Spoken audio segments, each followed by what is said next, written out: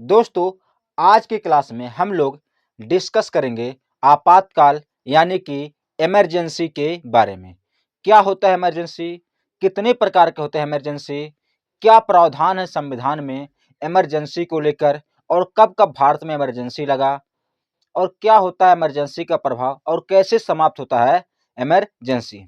तो वीडियो में अंत तक बने रहें और अगर क्लास पसंद आए तो चैनल को सब्सक्राइब और वीडियो को लाइक करना ना भूलें।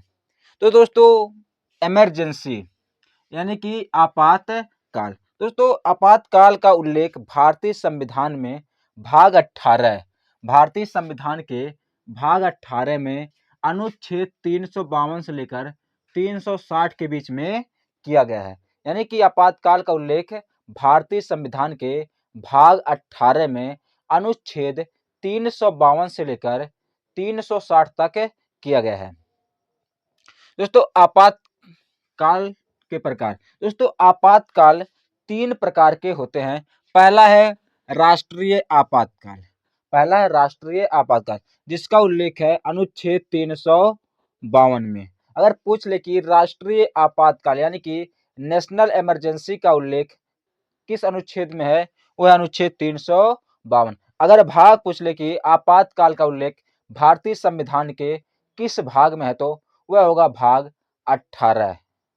फिर दूसरा है राष्ट्रपति शासन। इसे प्रेसिडेंशियल रूल कहते हैं, यानी कि राष्ट्रपति शासन।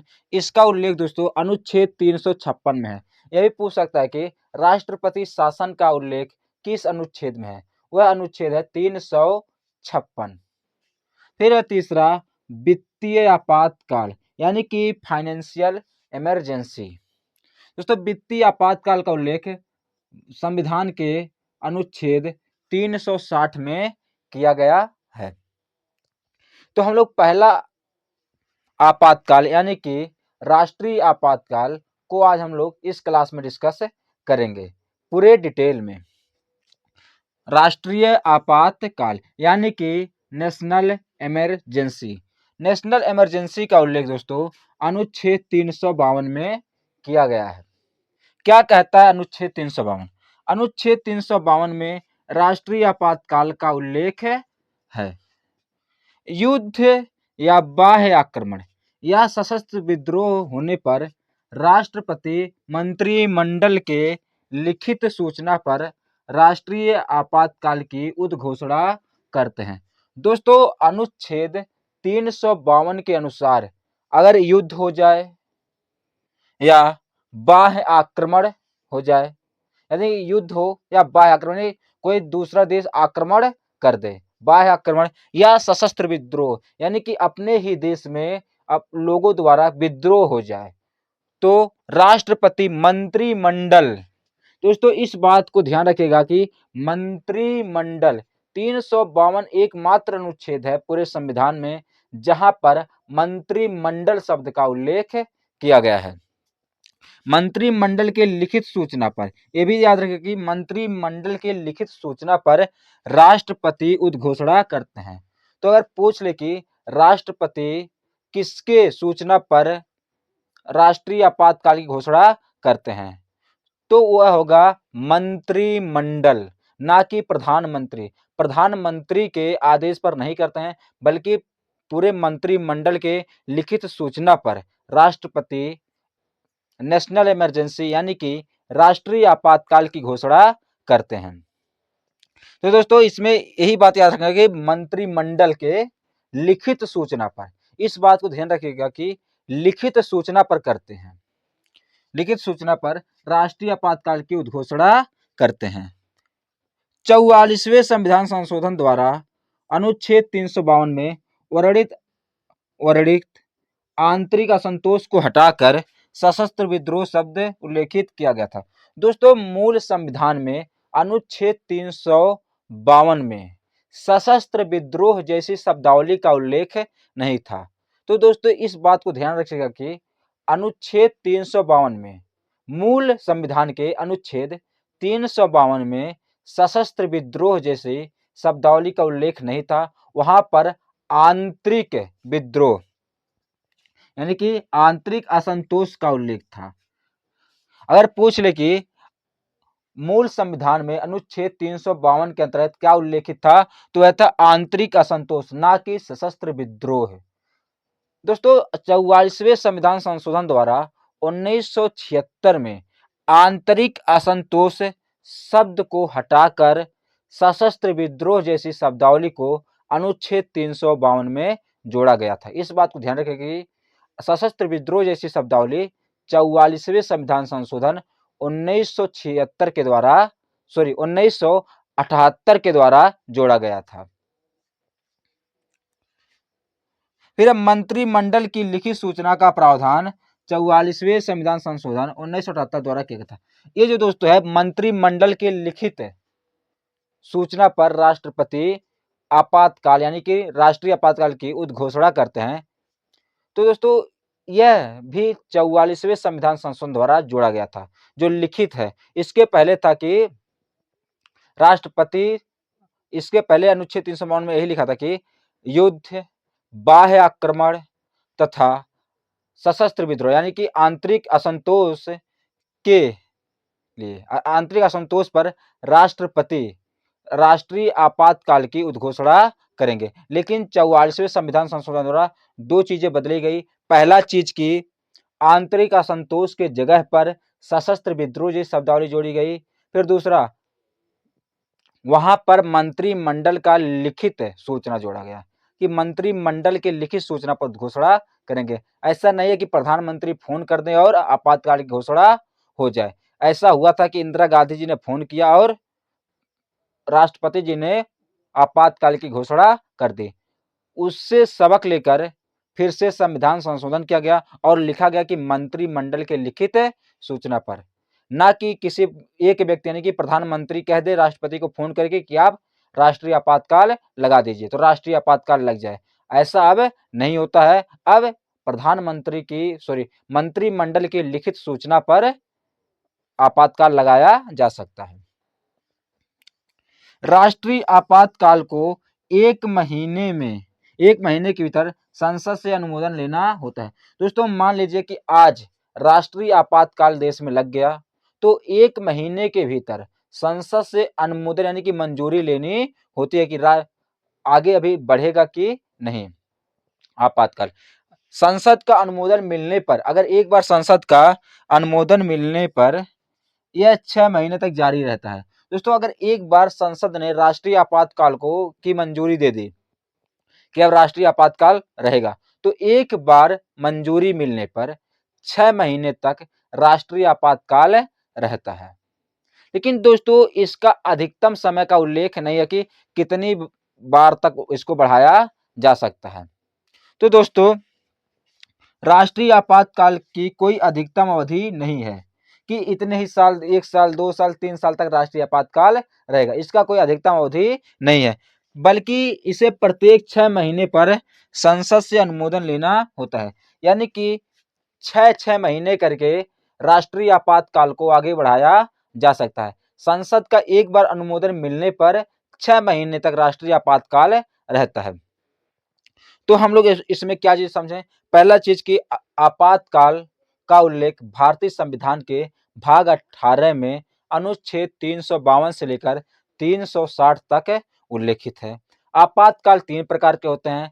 पहला है राष्ट्रीय आपातकाल जिसका उल्लेख संविधान के अनुच्छेद 352 में है, और दूसरा है राष्ट्रपति शासन जिसका उल्लेख 356 में है, और तीसरा है वित्तीय आपातकाल यानी कि फाइनेंशियल इमरजेंसी जिसका उल्लेख अनुच्छेद 360 में किया गया है। पहला था राष्ट्रीय आपातकाल। राष्ट्रीय आपातकाल का उल्लेख संविधान के अनुच्छेद 352 में है। युद्ध, बाह्य आक्रमण और सशस्त्र विद्रोह के आधार पर राष्ट्रपति मंत्रिमंडल के लिखित सूचना पर राष्ट्रीय आपातकाल की घोषणा करते हैं। मूल संविधान में अनुच्छेद 352 के अंतर्गत आंतरिक असंतोष जैसी शब्दावली का उल्लेख था, उसे हटाकर 44वें संविधान संशोधन द्वारा वहां पर सशस्त्र विद्रोह लिखा गया, और 44वें संविधान संशोधन द्वारा ही मंत्रिमंडल की लिखित सूचना जैसी शब्दावली का भी प्रयोग किया गया। दोस्तों राष्ट्रीय आपातकाल लगने के बाद लगने के 1 महीने के भीतर ही संसद से अनुमोदन लेना होता है। संसद से एक बार अनुमोदन मिल जाने पर 6 महीने तक राष्ट्रीय आपातकाल रहता है और 6-6 महीने करके बढ़ाया जा सकता है, कितनी बार भी बढ़ाया जा सकता है। इसके अधिकतम समय सीमा का कोई उल्लेख नहीं किया गया है। तो दोस्तों यहाँ तक उम्मीद करते हैं समझ में आया होगा। इसका आप स्क्रीनशॉट लीजिए, फिर हम लोग और आगे बढ़ते हैं और पूरे डिटेल में इसको देखते हैं। दोस्तों जब देश में राष्ट्रीय आपातकाल लगता है तो 1 महीने के अंदर उसे संसद से अनुमोदन लेना होता है। तो यह किस प्रकार से अनुमोदन मिलता है इसको हम लोग समझते हैं। दोस्तों अभी तक हम लोगों ने जितने भी चीज पढ़े वह सब अनुच्छेद 352 के अंतर्गत ही लिखा हुआ था। दोस्तों अनुच्छेद 352 में उल्लेखित है कि संसद के दोनों सदनों यानी कि लोकसभा और राज्यसभा द्वारा यह अनुमोदन अपनी कुल सदस्य संख्या के बहुमत तथा उपस्थित एवं मतदान करने वालों के 2/3 से देते हैं। इसको हम लोग समझते हैं। दोस्तों अनुच्छेद 352 यह स्पष्ट रूप से कहता है कि संसद के दोनों सदन यानी कि लोकसभा और राज्यसभा अपने उपस्थित यानी कि सदस्य संख्या के बहुमत यानी कि जो सदस्य संख्या का कुल बहुमत है यानी कि लोकसभा का 545 तो उसका कुल बहुमत होता है एक 545 का आधा प्लस 1 यानी कि 572 प्लस 1 573 ये तो होने ही चाहिए। यानी कि जो सदन है मान लीजिए लोकसभा है, लोकसभा का कुल सदस्य संख्या 545 है, 545 का बहुमत 545 का बहुमत होता है 273 और उपस्थित एवं मतदान करने वालों के 2/3 बहुमत यानी कि इसको हम लोग समझते हैं जैसे कि 545 सदस्य हैं तो उनका बहुमत हो जाएगा 273। फिर जितने लोग उस समय उपस्थित रहेंगे और मतदान करेंगे उनके 2/3 यानी कि उपस्थित एवं मतदान करने वालों का 2/3। तो जैसे कि मान लीजिए कि 510 उपस्थित हैं, 510 लोग उपस्थित हैं, 510 लोग उपस्थित और मतदान किए हैं तो इसका होगा 2/3 3 यानी कि 17 170 दूना 340 यानी कि 273 होने चाहिए। उसके बाद 340 और होने चाहिए यानी कि 500 मान लो 510 उपस्थित है और मतदान किए तो पहले तो सदस्य संख्या का कुल बहुमत हो जाएगा 273 वह होना ही चाहिए। फिर उसके बाद उपस्थित एवं मतदान करने वालों को मान लीजिए उस समय लोकसभा में 510 सदस्य उपस्थित हैं तो उनका 2/3 होगा 340 ये भी होने चाहिए। लेकिन दोस्तों ऐसा नहीं है कि उपस्थित कम लोग हों और वह बहुमत 273 से कम हो, लेकिन 273 से कम नहीं होनी चाहिए, 273 से कम नहीं होना चाहिए यानी कि कम से कम जो सदन है उसका बहुमत तो चाहिए ही चाहिए। फिर उसके बाद उपस्थित एवं मतदान करने वालों का 2/3 बहुमत से होता है, अनुमोदन देता है लोकसभा। फिर यही काम राज्यसभा में भी होता है कि कुल सदस्य संख्या का बहुमत प्लस उपस्थित एवं मतदान करने वालों का 2/3। तो इसको हम लोग एक बार फिर से समझते हैं कि जो अनुमोदन होता है, अनुमोदन को पारित करने के लिए अनुमोदन देने के लिए संसद के दोनों सदनों का बहुमत, जो संसद के दोनों सदन हैं उनका बहुमत यानी कि बहुमत होता है आधा प्लस 1 तथा उपस्थित एवं मतदान करने वालों का 2/3 बहुमत से क्या होता है अनुमोदन दिया जाता है। तो अनुच्छेद 352 में स्पष्ट उल्लेखित है कि संसद के दोनों सदनों द्वारा यह अनुमोदन अपनी कुल सदस्य संख्या के बहुमत तथा उपस्थित एवं मतदान करने वालों के 2/3 बहुमत से दिया जाता है, जो अनुमोदन दिया जाता है। लोकसभा भंग हो जाने पर राष्ट्रीय आपातकाल को राज्यसभा से अनुमोदन देती है। तो अगर लोकसभा भंग हो जाए, अगर देश में आपातकाल लगा हुआ है और लोकसभा उसी बीच भंग हो जाए, तो यह जो अनुमोदन है यह राज्यसभा देती है। सेम इसी कंडीशन से राज्यसभा अनुमोदन देती है लोकसभा के भंग हो जाने पर। लेकिन दोस्तों जब लोकसभा पुनर्गठन हो, यानी कि जब फिर से लोकसभा गठन हो जाने पर इसकी प्रथम बैठक से 30 दिन के भीतर लोकसभा से भी अनुमोदन लेना होता है। मान लीजिए दोस्तों राष्ट्रीय आपातकाल लग गया और संसद का यानी कि लोकसभा भंग हो गया, तो उस समय राज्यसभा बहुमत यानी कि अनुमोदन देती है और फिर जब नया लोकसभा का गठन होता है तो उसके प्रथम बैठक से 30 दिन के भीतर अनुमोदन देना होता है। अब हम लोग समझते हैं राष्ट्रीय आपातकाल की समाप्ति। कैसे राष्ट्रीय आपातकाल समाप्त होता है? दोस्तों राष्ट्रीय आपातकाल 3 तरीकों से समाप्त होता है। पहला है लोकसभा अपनी कुल सदस्य संख्या के 1/10 भाग द्वारा प्रस्ताव यानी कि रेजोल्यूशन रखे एवं उसे संकल्प के रूप में पारित करे। यानी कि दोस्तों राष्ट्रीय आपातकाल समाप्त करने के लिए लोकसभा अपनी कुल सदस्य संख्या, मान लो लोकसभा की सदस्य संख्या 545 है, तो 545 का 1/10 यानी कि 10% होता है, लगभग 55। तो कम से कम 55 सदस्य द्वारा क्या प्रस्ताव रखा जाए, क्या प्रस्ताव रखे हम संकल्प के रूप में उसे पारित करें, यानी कि कम 1/10 सदस्यों द्वारा प्रस्ताव रखे और उसे संकल्प के रूप में पारित करे। अगर सत्र चल रहा हो तो प्रस्ताव लोकसभा के अध्यक्ष के समक्ष अन्यथा राष्ट्रपति के समक्ष रखा जाएगा, जो 14 दिन के अंदर इस पर चर्चा करवाएंगे। दोस्तों अगर जो संसद का सत्र है अगर चल रहा है तो प्रस्ताव लोकसभा के अध्यक्ष के पास रखा जाता है, अन्यथा राष्ट्रपति के पास रखा जाता है, जो कि 14 दिन के अंदर इस पर चर्चा करवाते हैं कि क्या होना चाहिए इस रेजोल्यूशन पर, यानी कि इस संकल्प पर।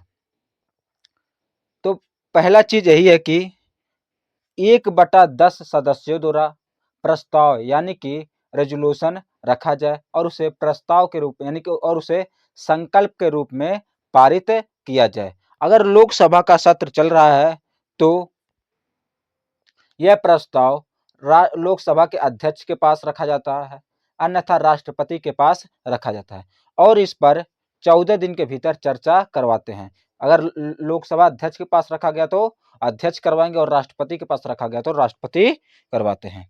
फिर इसमें दूसरा है राष्ट्रपति उद्घोषणा वापस लेना। दोस्तों जो उद्घोषणा राष्ट्रपति करते हैं कि आज से देश में इमरजेंसी घोषित किया जाता है मंत्रिमंडल के लिखित सूचना पर, तो अगर वापस लेना हो यानी अगर इमरजेंसी समाप्त करना हो तो राष्ट्रपति मंत्रिमंडल के लिखित सूचना पर क्या करते हैं, यह उद्घोषणा करते हैं कि आज से राष्ट्रपति शासन आज से इमरजेंसी समाप्त होता है, यानी कि राष्ट्रीय आपातकाल समाप्त होता है। दूसरा यही है कि राष्ट्रपति उद्घोषणा वापस ले लें।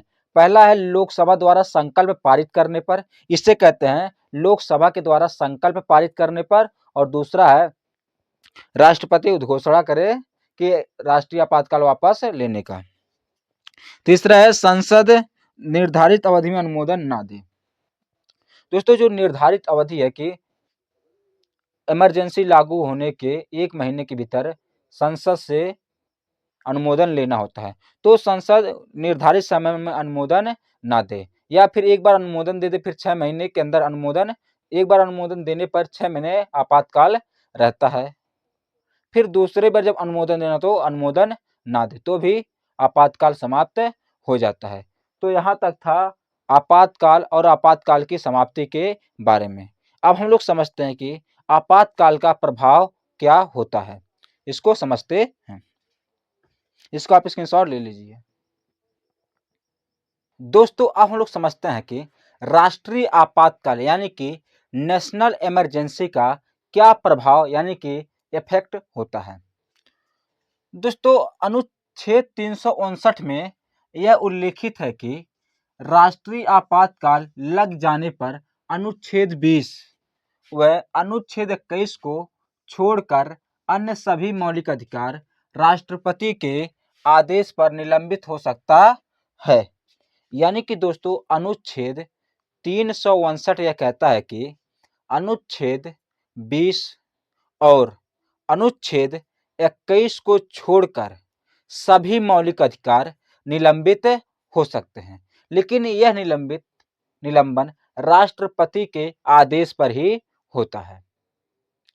तो अनुच्छेद 20 और अनुच्छेद 21 को छोड़कर राष्ट्रीय आपातकाल लगने पर अनुच्छेद 20 और अनुच्छेद 21 को छोड़कर बाकी सभी अनुच्छेद निलंबित हो सकते हैं। लेकिन दोस्तों खत्म नहीं होंगे, निलंबित होंगे, यानी कि कुछ समय के लिए वे सभी अधिकार नहीं मिलते हैं। अनुच्छेद 358 में यह उल्लेखित है कि बाह्य आक्रमण अथवा युद्ध की स्थिति में राष्ट्रीय आपातकाल लगने पर अनुच्छेद 19 निलंबित किया जा सकेगा। यानी कि दोस्तों अनुच्छेद 19 दो स्थितियों में निलंबित होता है। पहला बाह्य आक्रमण पर, यानी कि कोई दूसरा देश हमारे देश पर आक्रमण कर दे अचानक से, और दूसरा युद्ध की स्थिति, जब युद्ध की स्थिति यानी कि जब युद्ध हो तब अनुच्छेद 19 निलंबित किया जा सके। जो अनुच्छेद 19 है तभी निलंबित किया जा सकेगा जब बाह्य आक्रमण और युद्ध की स्थिति हो। तो इससे हमें यह पता चलता है कि सशस्त्र विद्रोह के आधार पर अनुच्छेद 19 को निलंबित नहीं किया जा सकता है। तो दोस्तों अगर पूछ ले, इससे यह सवाल बन सकता है कि किस स्थिति में अनुच्छेद 19 को निलंबित नहीं किया जा सकता है। यानी कि जब जैसे हम लोग अभी पढ़े यहाँ ऊपर की अनुच्छेद 20 और अनुच्छेद 21 को छोड़कर बाकी सभी अनुच्छेद राष्ट्रीय आपातकाल के समय निलंबित हो सकते हैं राष्ट्रपति के आदेश पर। तो दोस्तों एक अनुच्छेद 19 जो है यह तो जब युद्ध हो या बाह्य आक्रमण हो, यानी कि अनुच्छेद 19 युद्ध और बाह्य आक्रमण के आधार पर निलंबित होता है। यह कहता है अनुच्छेद 358। इससे हमें यह पता चलता है कि सशस्त्र विद्रोह के आधार पर अनुच्छेद 19 को निलंबित नहीं किया जा सकता है। यानी कि अगर सशस्त्र विद्रोह के आधार पर देश में इमरजेंसी लगा, यानी कि सशस्त्र विद्रोह का मतलब होता है कि देश के अंदर जो विद्रोह उत्पन्न हो जाते हैं उनके आधार पर जो इमरजेंसी लगती है, उस आधार पर 3 अनुच्छेद को छोड़कर बाकी अनुच्छेद निलंबित होंगे। अनुच्छेद 19, 20 और 21 अगर इमरजेंसी सशस्त्र विद्रोह के आधार पर लगी हुई है तो अनुच्छेद 19, अनुच्छेद 20 और अनुच्छेद 21 को छोड़कर बाकी सभी अनुच्छेद निलंबित होंगे। अगर इमरजेंसी बाह्य आक्रमण और युद्ध के आधार पर लगा है तो अनुच्छेद 20 और 21 को छोड़कर सभी निलंबित हो सकते हैं। उम्मीद करते हैं समझ में आया होगा। फिर दोस्तों अनुच्छेद 83 के तहत लोकसभा, यानी कि जो अनुच्छेद 83 है इसके तहत लोकसभा और अनुच्छेद 172 के तहत विधानसभा के कार्यकाल में राष्ट्रीय आपातकाल की स्थिति में एक बार में 1 साल वृद्धि किया जा सकता है। दोस्तों अगर देश में राष्ट्रीय आपातकाल लगा हुआ है तो अनुच्छेद 83 के तहत लोकसभा, यानी कि मान लीजिए कि लोकसभा का कार्यकाल जो टेन्योर है वह समाप्त होने वाला है और देश में इमरजेंसी लगा हुआ है तो चुनाव तो हो नहीं सकता है। तो दोस्तों अनुच्छेद 83 यही कहता है कि 1 साल में एक बार लोकसभा का कार्यकाल बढ़ाया जा सकता है, यानी कि 1 साल में एक बार बढ़ाया जा सकता है लोकसभा का कार्यकाल। और अनुच्छेद 172 कहता है कि विधानसभा का कार्यकाल, जो राज्यों में विधानसभाएं हैं उनका कार्यकाल भी एक बार में 1 साल बढ़ाया जा सकता है। तो अनुच्छेद 83 के आधार पर लोकसभा का कार्यकाल इमरजेंसी के दौरान एक बार में 1 साल बढ़ाया जा सकता है और अनुच्छेद 172 के आधार पर विधानसभाओं का कार्यकाल एक बार में 1 वर्ष के लिए एक्सटेंड यानी कि बढ़ाया जा सकता है। यह कहता है अनुच्छेद 83 लोकसभा में और अनुच्छेद 172 विधानसभा में। फिर दोस्तों आता है अनुच्छेद 250। दोस्तों अनुच्छेद 250 में यह उल्लेखित है कि राष्ट्रीय आपात की स्थिति में संसद राज्य सूची के विषयों पर भी विधि बना सके।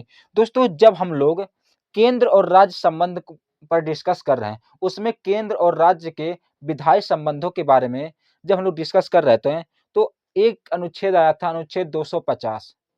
अनुच्छेद 250 उसमें हम लोगों ने डिस्कस किया था कि जब देश में राष्ट्रीय आपातकाल लग जाता है, तो उस समय जो केंद्र सरकार है, वह राज्य सरकार के विषयों पर कानून बना सकती है। यानी कि संघ सरकार राज्य सरकार के विषय पर कानून यानी कि विधि को बना सकती है, केवल राष्ट्रीय आपातकाल के समय। तो इस बात को भी ध्यान रखिएगा। वह है अनुच्छेद 250 के तहत राष्ट्रीय आपात की स्थिति में संसद राज्य सूची के विषयों पर भी कानून बना सकेगी। अनुच्छेद 353 यह कहता है कि राष्ट्रीय आपात की स्थिति में संघ की कार्यपालिका संबंधी शक्तियों का विस्तार राज्य की कार्यपालिका संबंधी शक्तियों तक हो जाता है। दोस्तों अनुच्छेद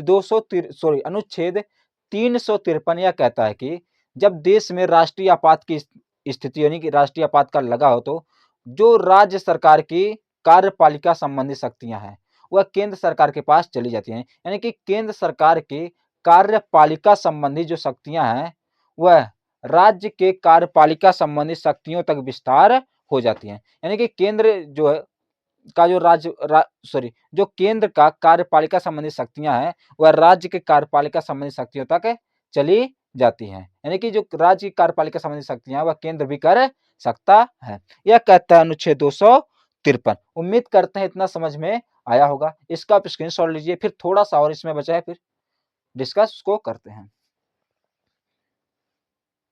दोस्तों अनुच्छेद 54 में यह भी उल्लेखित है कि राष्ट्रपति अनुच्छेद 268 से 279 के बीच राजस्व का वितरण किन अपवादों के साथ किया जाए, इस संबंध में आदेश दे सकेंगे। दोस्तों अनुच्छेद 268 से लेकर 279 तक राजस्व के बारे में चर्चाएं की गई हैं। तो दोस्तों जब देश में राष्ट्रीय आपातकाल लगता है, तो अनुच्छेद 354 यही कहता है कि अनुच्छेद 268 से लेकर 279 तक राजस्व का वितरण किन अपवादों के अनुसार किया जाएगा, इसका आदेश राष्ट्रपति दे सकेंगे। फिर दोस्तों कहता है अनुच्छेद 352 के तहत राष्ट्रीय आपातकाल संपूर्ण भारत अथवा भारत के किसी एक भाग में भी लगाया जा सकता है। दोस्तों जरूरी नहीं है कि आपातकाल पूरे भारत में लगाया जाए, भारत के किसी एक भाग में भी आपातकाल लगाया जा सकता है। तो यह प्रश्न बन सकता है कि क्या आपातकाल पूरे भारत में लगता है या भारत किसी एक भाग में या दोनों। तो दोस्तों आपातकाल संपूर्ण भारत में भी लग सकता है और किसी क्षेत्र में भी भारत के लग सकता है। दोस्तों अब हम लोग समझते हैं कि भारत में अभी तक 3 बार राष्ट्रीय आपातकाल लगा है। पहला था 26 अक्टूबर 1962 से 10 जनवरी 1968 तक। दोस्तों पहली बार राष्ट्रीय आपातकाल लगा था 26 अक्टूबर 1962 से लेकर 10 जनवरी 1968 तक, जब चीन ने आक्रमण किया था। उस समय राष्ट्रपति थे डॉक्टर सर्वपल्ली राधाकृष्णन जी और प्रधानमंत्री थे पंडित जवाहरलाल नेहरू। तो पहला आपातकाल 26 अक्टूबर 1962 से लेकर 10 जनवरी 1968 तक था। और अगर पूछ ले कि उस समय देश के राष्ट्रपति कौन थे, तो थे सर्वपल्ली राधाकृष्णन। फिर दोस्तों यह था चीनी आक्रमण के समय। फिर दोस्तों था दूसरा आपातकाल 3 दिसंबर 1971 से लेकर 17 दिसंबर 1971 तक। दोस्तों जो दूसरा आपातकाल लगा था, यह लगा था 3 दिसंबर 1971 से 17 दिसंबर 1971 तक। इस समय प्रधानमंत्री इंदिरा गांधी जी थी और राष्ट्रपति थे बीबी गिरी जी। तो ये पूछ सकता है कि दूसरा आपातकाल कब लगा, तो दूसरा आपातकाल दोस्तों लगा था 3 दिसंबर 1971 से 17 दिसंबर 1971 तक। इस समय देश के राष्ट्रपति थे बीबी गिरी जी और प्रधानमंत्री थी श्रीमती इंदिरा गांधी जी। फिर दोस्तों तीसरा आपातकाल जो लगा था यह 25 जून 1975 से 21 मार्च 1977 तक लगा था।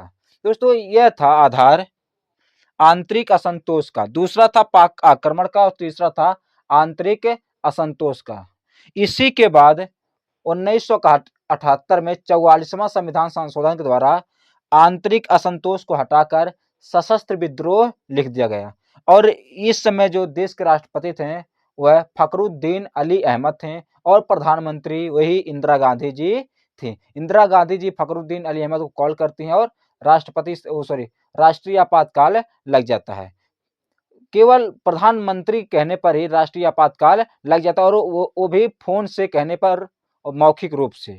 इसी के बाद दोस्तों 44वें संविधान संशोधन द्वारा 1978 में यह भी लिख दिया गया अनुच्छेद 352 के तहत कि मंत्रिमंडल के लिखित सूचना पर ही राष्ट्रपति देश में आपातकाल लगा सकेंगे, यानी कि आपातकाल का घोषणा मंत्रिमंडल के लिखित सूचना पर करेंगे। तो दोस्तों यहाँ पर समाप्त होता है राष्ट्रीय आपातकाल। हम लोग राष्ट्रीय आपातकाल को एकदम बढ़िया से और डिटेल में समझें। उम्मीद करते हैं कि आप लोग भी समझे होंगे। अगर आप वीडियो अगर पसंद आए तो चैनल सब्सक्राइब और वीडियो को लाइक करना ना भूलें। नेक्स्ट क्लास में हम लोग डिस्कस करेंगे राष्ट्रपति शासन के बारे में। तब तक के लिए चैनल सब्सक्राइब और वीडियो को लाइक करना ना भूलें। बहुत बहुत धन्यवाद। जय हिंद, जय भारत। इसका आप स्क्रीनशॉट ले सकते हैं।